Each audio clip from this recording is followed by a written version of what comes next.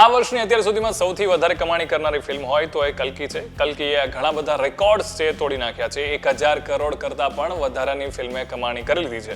ચાહે અમિતાભ બચ્ચનનું કેરેક્ટર હોય, પ્રભાસનો સ્વેગ હોય કે પછી દીપિકા પાદુકોણનો અંદાજ લોકોને પસંદ આવ્યો છે.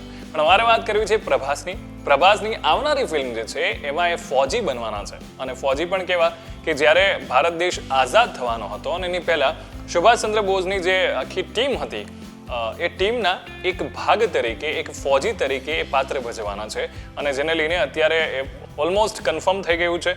અને એટલા માટે થઈને મેકર્સ હવે નક્કી કર્યું છે કે પ્રભાસની આવનારી જે ફિલ્મ છે ફૌજી એ એમના કરિયર માટે પણ ખાસ રહેવાની છે. અને પ્રભાસે અત્યારે જેટલા પણ કેરેક્ટર કર્યા છે એમાં ક્યાંય પણ હજી સુધી ફૌજીનો કિરદાર કર્યો નથી. હા, એમની આવનારી ફિલ્મ છે સ્પિરિટ, એમાં એ પોલીસ ઇન્સ્પેક્ટરના રોલમાં જોવા મળવાના છે.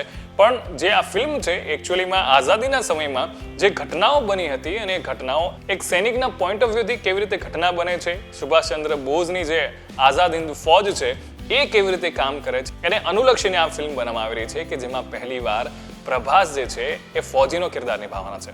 તો તમે પ્રભાસના કેરેક્ટર માટે કેટલા એક્સાઇટેડ છો અને તમે કલ્કી ફિલ્મ જોઈ કે નહીં, કોમેન્ટ કરીને અમને ચોક્કસથી કહેજો. Keep watching vibes of India.